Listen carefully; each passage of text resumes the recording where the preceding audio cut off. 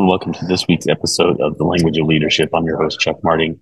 This week I am traveling, and so what we're doing is we're repurposing a video and podcast that we did with Clearing the Haze podcast with one of our leaders, Phil Dubois. I thought it was really important to bring Phil in to be able to let you listen to his interview that he did with me. He was running for re-election on the NDASA executive board as a board member there, and he was reelected. And I just thought it was really neat to be able to have that opportunity to have interviewed him at the time that we did. And I wanted to be able to share that with you. Phil brings a lot to the table. He's an experienced leader. He's somebody that's well thought of in the industry. He has been a past chairman of this industry before. And I think it's got some insights that he's able to share as a leader that we'll be able to take away from that. With this week, I'd like to be able to do that with you. And next week, I'll bring out a new episode of Clearing the Haze, one that isn't repurposed, but one that will continue to go on our vision that we're having right now on fortified leadership and what that is and how to bring that to your people. So until next week, I hope you enjoy this episode. Take care. Hello, welcome to Clearing the Haze podcast. We're doing a continuation of our interviews with board of director nominees. And today we're having the privilege of speaking with Phil Dubois. Phil, it is a privilege to have you on the podcast. We've talked about doing this quite a bit. And so now we finally got this thing going. So welcome. Absolutely. Thanks for having me, Chuck. Very kind of you. No, and before we start, I want to give you a plug. I listened to your session yesterday on catching cheaters on drug testing. It was absolutely fantastic. And I was shocked that you had four big old boxes of specimens from cheaters. That was pretty impressive that you'd been able to do that. Yeah, if you're going to be able to teach somebody about that, you got to show them how effective it is. And so I was grateful to be able to put on that training yesterday. So thanks for being there. I really appreciate it. Absolutely. Phil, you're running for a position within NDASA, and I know you and I are good friends, and I've been able to learn so much from you. You are one of these individuals that's been in this industry for a while. People value your expertise and your background and what you bring to the table. So I want to be able to give you the opportunity for those people that don't know who you are to be able to give an overview of what your experience is, your background in the drug and alcohol testing industry, as well as any relevant industry affiliations or certifications that you want to share with us. Sure. So I am celebrating my 30th year of being in the drug and alcohol testing industry. It shocks me sometimes to think about it. I started off as a lab sales rep 30 years ago at a little NIDA certified lab called Doctors and Physicians Lab. That lab got purchased by Quest Diagnostics, and so I decided to go to another lab. And so I went to another lab called Allied Clinical Labs, and about after a year, they were acquired by LabCorp. So then I went to American Medical Labs, started off as a sales rep there, worked my way up to VP of sales, and then Quest came in and bought them 8 years later. It wasn't a year later, so it was 8 years later, Quest came in and bought them for $500 million. So I took the opportunity to work for Quest. I stayed there for 8 years. It's a great organization, lots of good friends there, and lots of great customers there as well. So I really enjoyed it. It was fun. But, I saw that this company had bought American Medical Labs for $24 million, and 5 years later sold it to Quest for $500 million. I said, I've got to get involved in some kind of private equity. So I went off and joined up with a private equity group with a couple good friends of mine, Tony Constantino. He's a PhD toxicologist and a pharmacist, as well as Jack Bergstrom. He was our chairman of the board, and he was the executive vice president at American Medical Labs, and we formed this little corporation and bought a lab and a TPA. And so my experience up to that point in time had been taking care of TPAs. I've never, had gone off and did TPA work, and I was in charge of the TPA, which was called DSI Medical, and we ran that for 10 years and sold it to a hospital system, Rochester Regional Health out of New York. So it was nice. We didn't sell it for $500 million.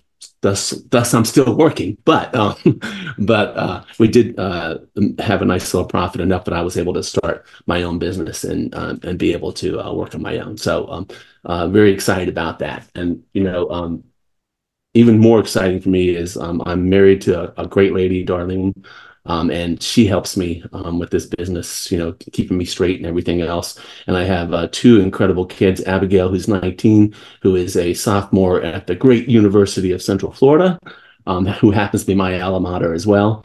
And then my son, Jack, is a senior in high school, and he just was awarded a baseball scholarship. So he'll be going out to Chicago to play baseball. Be a little different than the Florida baseball he's used to playing, but it will be fun. So that's it for me. And I'll just also say, formerly, I was the treasurer, chairman-elect, and chairman of the Drug and Alcohol Testing Industry Association. And I'm happy now to be serving on the NDASA board and hoping to get reelected. That there's a lot of good information that you have there, Phil, and you have an incredible background, especially with the labs and understanding that processes. So thanks for sharing that with us. What you talked about your past experience. You've been on boards before. You've been the chairman of boards before.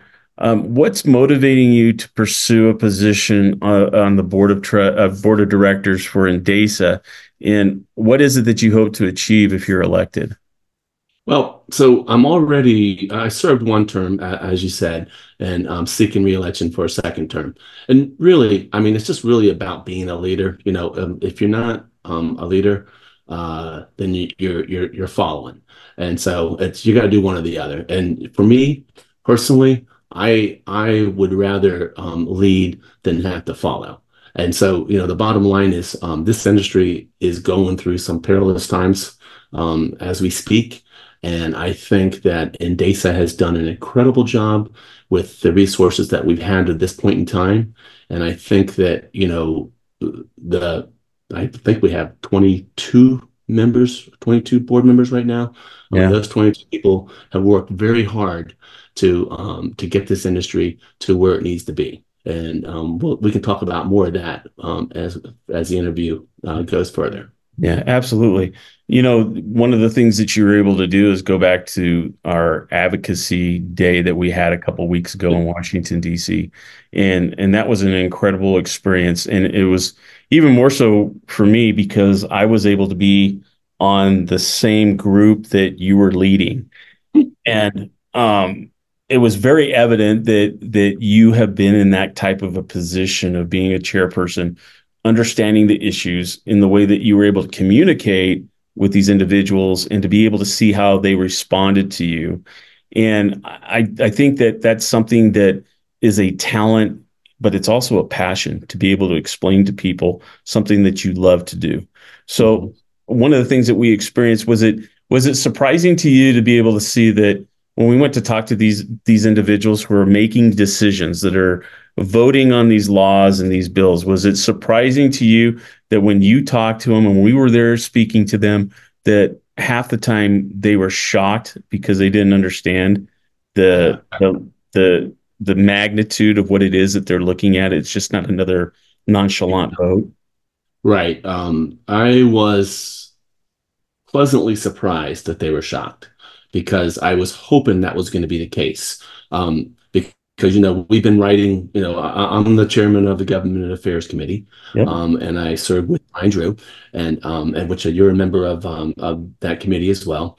And it's we keep writing these letters, and, you don't get responses to these letters, but, we're fighting for the industry, and we're fighting against the pro-marijuana, the marijuana legalization proliferation, fighting against that. And more importantly, at least for me, I think it's more importantly, is we're fighting for safe communities, keeping the roads safe, keeping the airlines safe, keeping the school buses that kids are driving on safe. My kids are, out of school buses, but if this was, a long time ago, I remember one time I was asked to go down and speak to the Orlando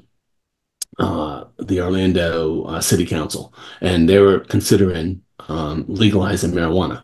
And so a person from Normal had just spoken. And I mean, this guy was off his rocker.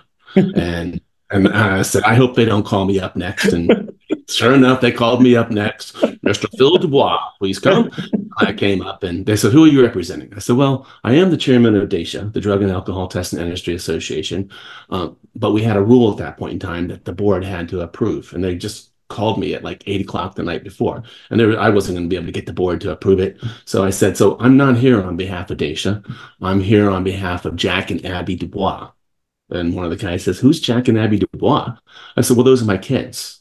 And I said, if you think that I'm going to bring my kids down here while people are smoking marijuana out on the street, I said, it's just not going to happen. I said, well, there's going to be a ton of parents out there that, and you know, it was funny. I hit like every single, the whole thing was based on marijuana. And it always started with, here's an impassioned parent that, you know, and that's for me, that's as a parent, you know, and as a friend to a lot of people that have kids on school buses, if this marijuana gets legalized or if it gets rescheduled from Schedule 1 to Schedule 3, that means we can no longer test for marijuana on the DOT panel. That means pilots are going to be flying higher than they normally fly.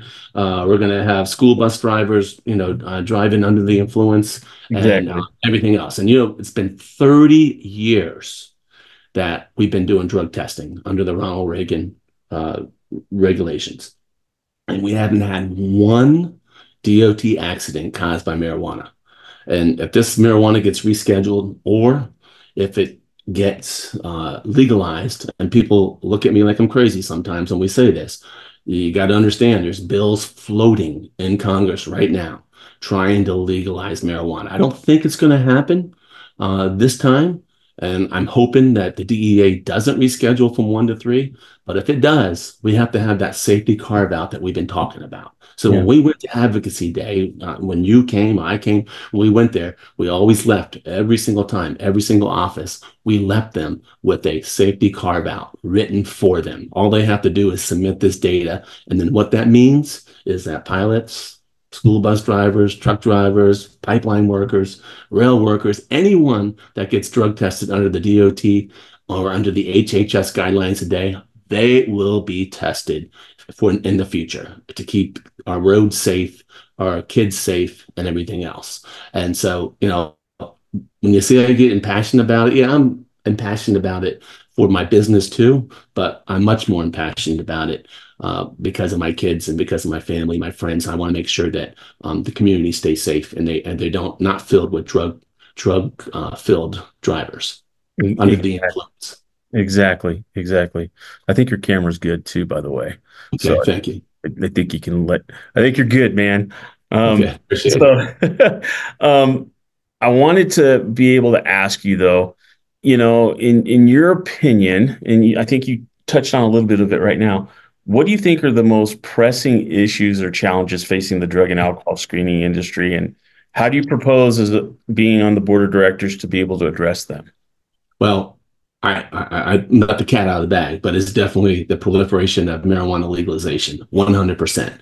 And again, like we said, if it gets rescheduled or if a bill comes out, you know, that gets passed that says marijuana is legalized, we're in trouble if we don't have that safety carve out. So I think getting that safety carve out into legislation is the most important thing. I don't really think that we're going to be able to stop marijuana legalization. I think it's going to happen eventually. I don't know if it's going to happen at the federal level or not. You know, and talking to some of these congressmen and senators, they don't want it to happen.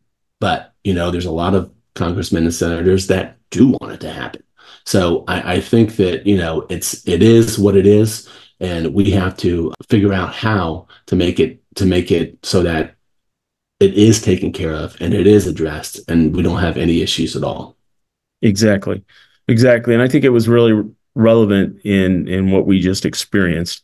And one of the things that you just spoke about how many different bills are up there. I just looked before you and I came on, and there's over 182 bills dealing with marijuana and psychedelic drugs right now. Right. nobody.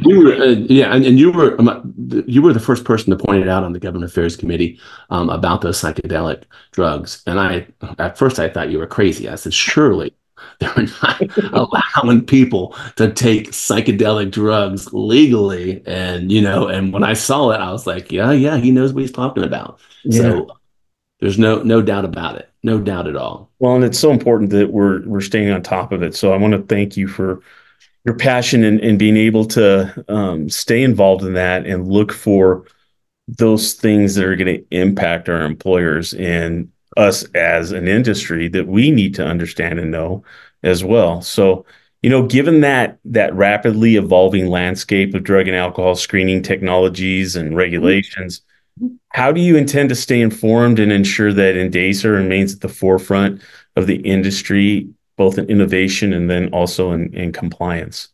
Well, I think that being a member of NDASA really takes care of that for you. There's town hall meetings every Wednesday, and there's sometimes I miss them, and I wish that I could make them every single time because there's just so much valuable information that goes on in there. We talk about, yesterday I think they talked about an MRO situation where a split specimen was cracked, and therefore the customer was upset because they knew that the specimen was positive, and then all of a sudden it was canceled. Why can't I do anything about this? And we all know that the rules are written to protect everybody, and so this person, you could say they got a free get out of jail card, but the employer wanted to stop them. And there's nothing in the DOT rules or regs that they can use to fire this employee. They may want to, but they can't. So the bottom line is, there's just so much to be learned there. And I had a question one time where, this lady was, I have a bunch of owner operators, and it's a tough job getting these owner operators to go to do the drug test, and you have to tell them that you got to get this done. You got to get it done now. But I'm in the middle of doing a load and everything else that needs to be done ASAP. And so this lady just went off on me on this. This is the day before Thanksgiving, and there is no way that you can make me go do a drug test. I go, man, it is. But she was really giving it to me. So I called up NDASA and I said, hey, do we have any information on this? They forwarded me to someone at DOT who told me, nope, there's absolutely nothing that they can do. They have to go. This is 365 days a year. You don't have any days off. Whenever you're scheduled, you have to go. So, I didn't have to go reading through 200 pages of regs to find that answer. I had an expert that could tell me. And then, like I said, Joe referred me to someone in the DOT that gave me the information immediately, which is nice to have. Yeah, being able to get a hold of the director of NDASA and her having, Joe has that ability to find the individuals that you need to be able to answer the questions for you. So Absolutely. that's an incredible resource that we have within NDASA, but that incredible resource also includes you and other people that have experienced that. And, like I said, I have 30 years of experience. There's a lot of things I know, but you know what? Every now and then we get these questions where you're not 100% certain, and you don't want to quote a customer with, 95% certainty. You want to have at least, 99.5% certainty. And so that's what's so nice. And, and to put a cherry on top of it, for us to have access to Patrice Kelly for the next year, she's already celebrated her first year with NDASA, and now she's finishing her second year.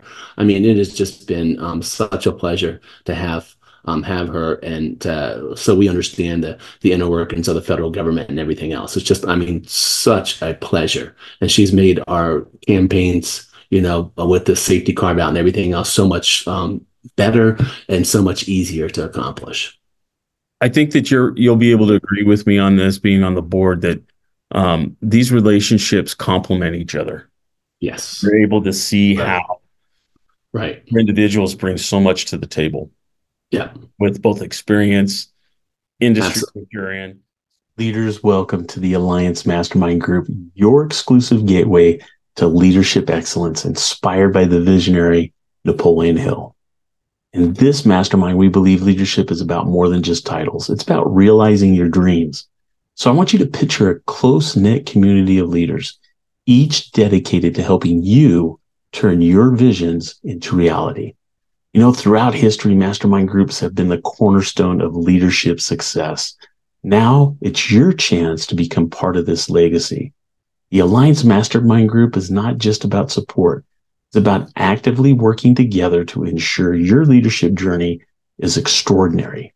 Our comprehensive approach includes cutting-edge training sessions tailored to amplify your leadership skills. This is more than just a group. It's like having your own executive board invested in your progress and your success. Imagine having a team where each member is genuinely invested in seeing you achieve your goals. Are you ready to transform your leadership journey? Apply now using the link in the description of this video and secure your place among the chosen 10.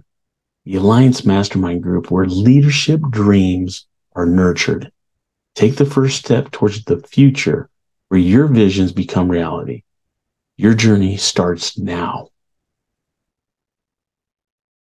So I think one of the important thing is how, I don't know if you've been on any boards that have been this diverse before, but having people from different industries, like what you had mentioned earlier. We have a couple of the labs that are members. We have MROs. We have owner operators. We have TPAs. How do you feel with the experience that you have, Phil? Has that been a hindrance, or has that been a benefit to us in having that diversity on the board? Well, to me, I've done everything in the industry except for being MRO. Okay, so like I said, I've been a TPA. I run a TPA. I own a TPA. I worked in the labs. I've collected specimens.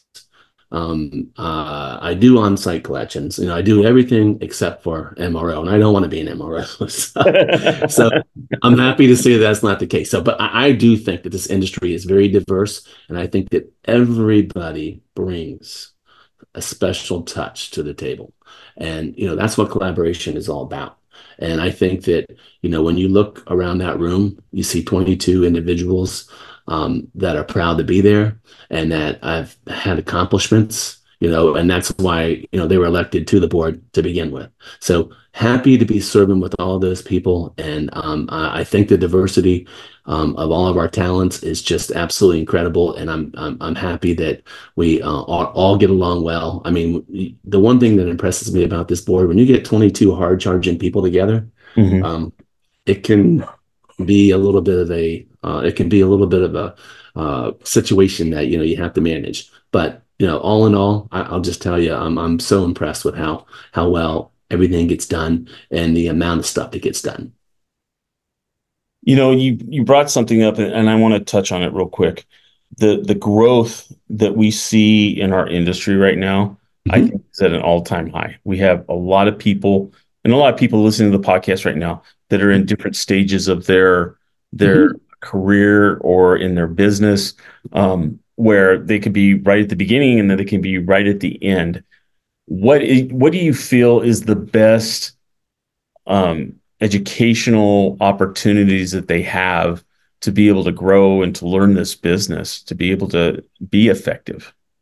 Well, I really think it's being a member of the National Drug and Alcohol Screening Association. For someone who's been in the industry for 30 years and still learning stuff, I mean, that's shocking. Normally, in most industries, someone's been around for 30 years, they're ready to put you out to the pasture. So, I mean, it's to me, but there's so much to learn. And there's always something new going on. I mean, recently we had the FMCSA clearinghouse a few years ago. Now we got the oral fluids coming along as well. So I think you're going to see, things are going to continue to change. And, and I particularly like the oral fluids because I think it's a little bit more fair for those people that do smoke marijuana. I don't really agree with the people smoking marijuana, but, it's a fairer test for them to be able to, not that they're going to be able to smoke on Sunday night and go to work on Monday, but they might be able to smoke on Saturday morning or Friday night and be okay for Monday morning. So I think that's a better, a more fair test. So, I mean, we've got that coming along, and, and NDASA's out there doing road shows, teaching people about the oral fluids. training the collectors on how to be effective, and training TPAs on what to tell your customers. So I think personally, I don't think there's not a better spot than the National Drug and Alcohol Screening Association to learn. They got classes, they've got the conference is coming up here the week of May 15th, and lots of classes, lots of speakers coming from the federal government, everything else. So it will be I think it's an organization that has a lot of resources to teach. And like I said, again, for me, I love when I have that question where I'm not 100% certain. I love having other people that I can go to, that I can confer with, to make sure that this actually is, am I thinking along the right lines, or do I need to get confirmation from DOT or something like that for the information needed? Thanks for that clarity. I think that helps people understand a little bit better about what it is that NDASA is, and what our mission is and what we're trying to accomplish. So thank you. Yep, Um, absolutely.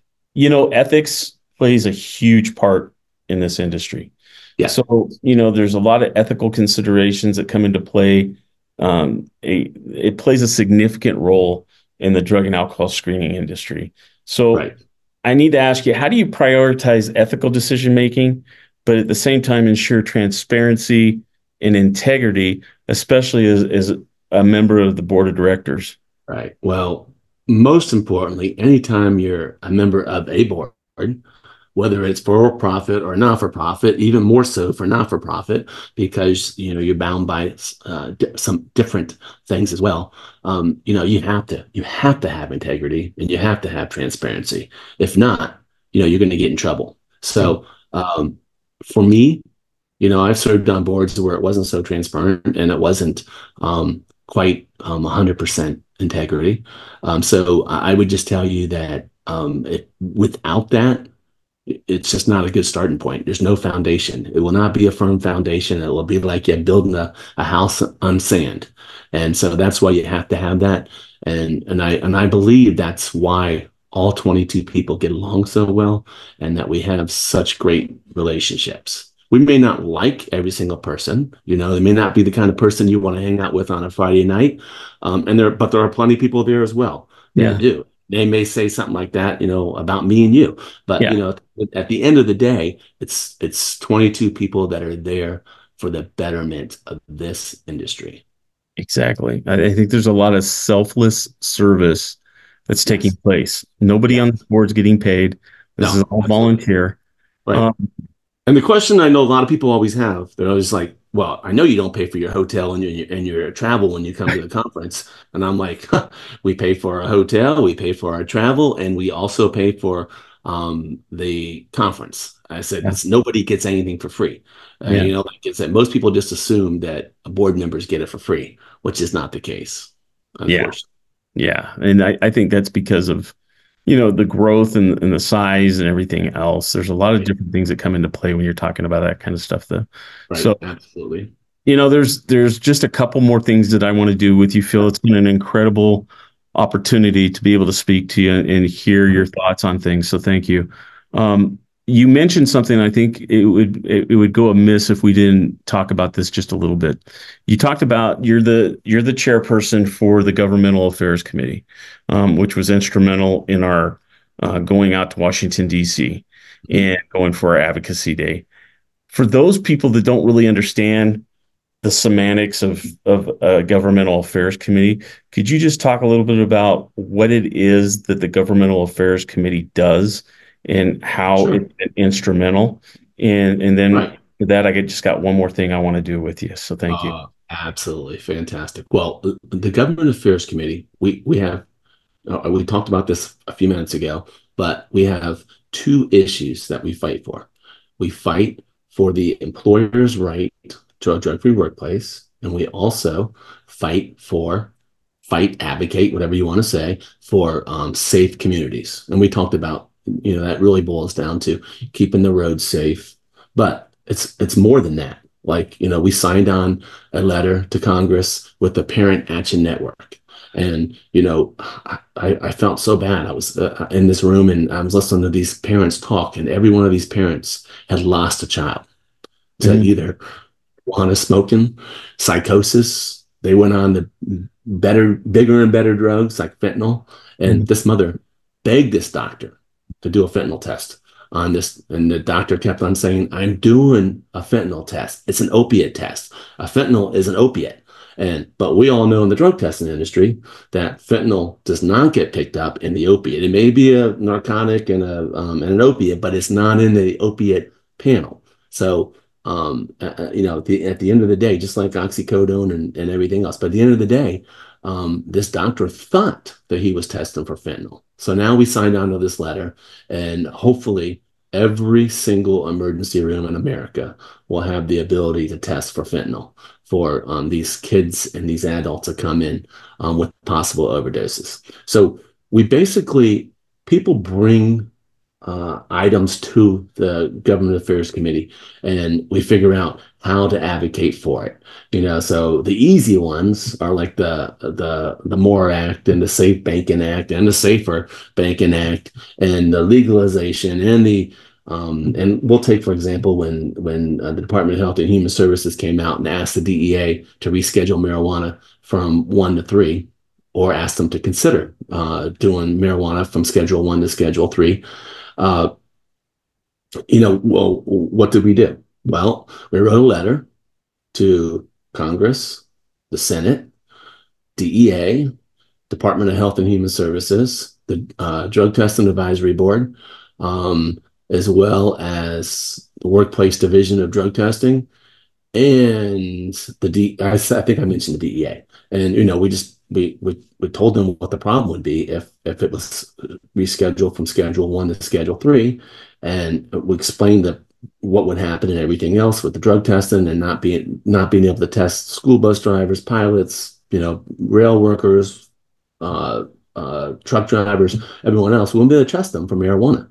And we always use our tagline: please don't let 30 years of success with not having one marijuana accident happen overnight.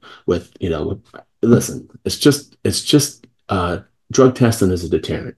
And so when this helps a lot of people not smoke marijuana, but it also helps the people that are on the fence. And maybe they have friends that smoke marijuana. They go to someone's house. Hey, would you want to smoke some marijuana?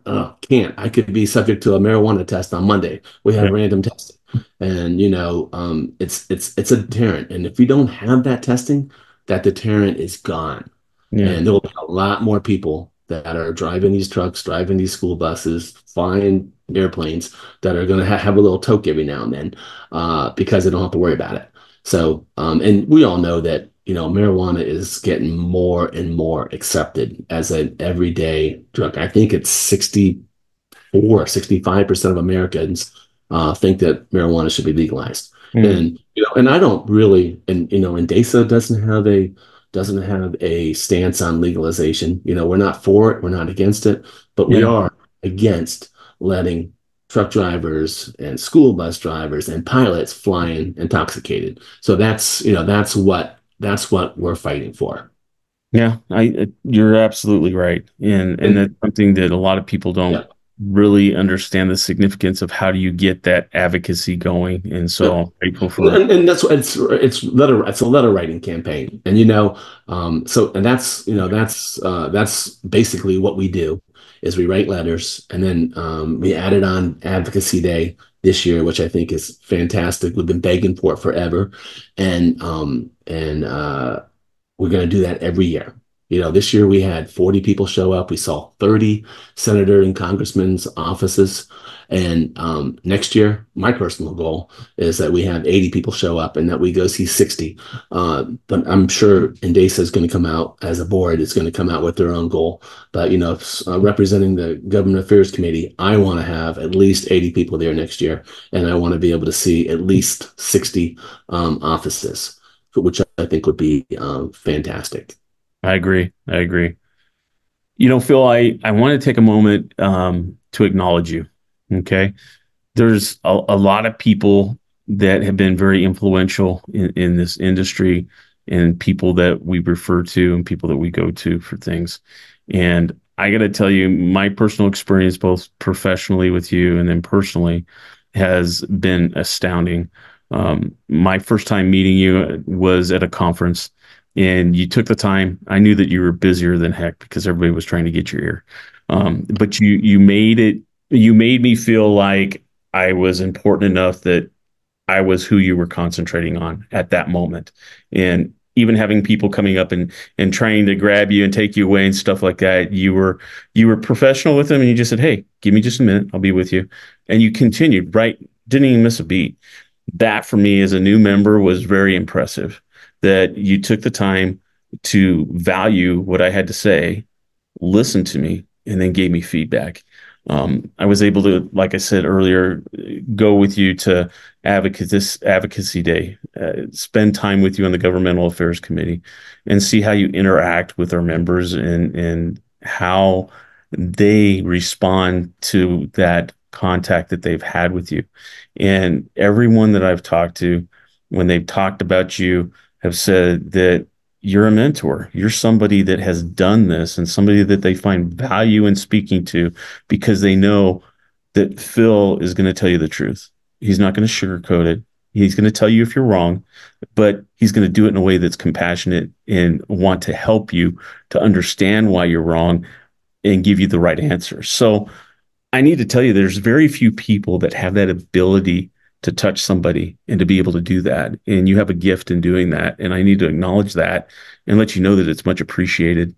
And what you bring to the table and what you've done and continue to do for this industry is awesome. And so I want to thank you for that. Oh, well, Chuck, that's very, very, very kind of you.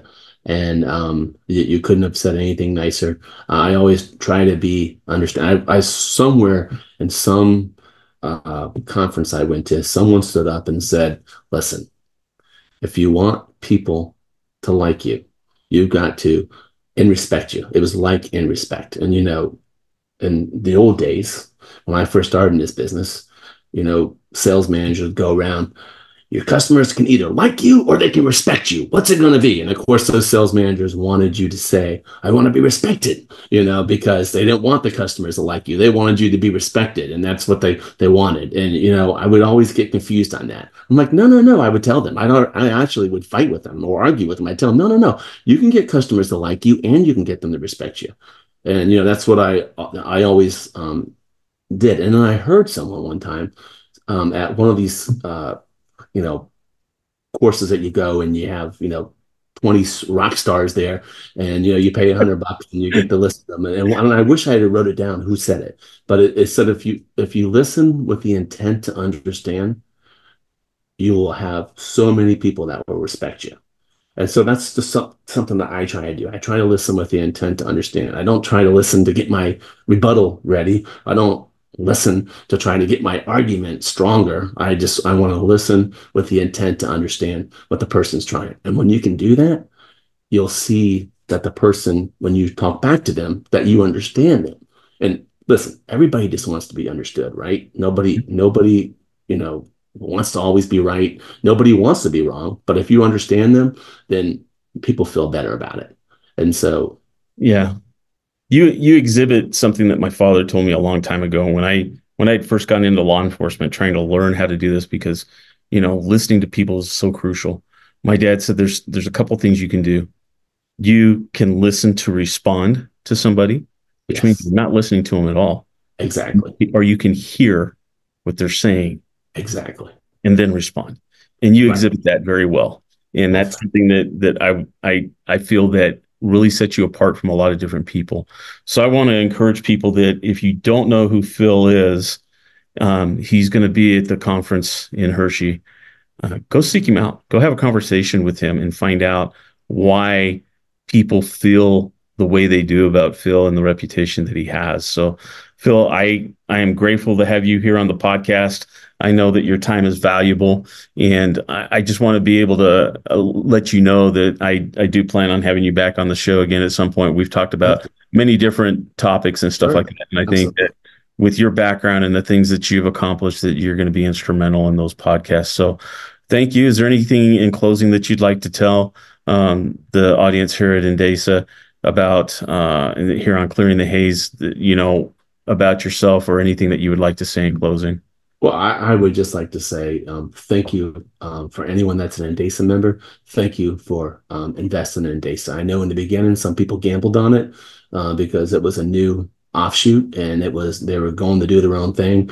And it's just grown so greatly in 5 years. It's just fantastic. And the resources that we have and the resources that we're able to provide to our members is just absolutely fantastic.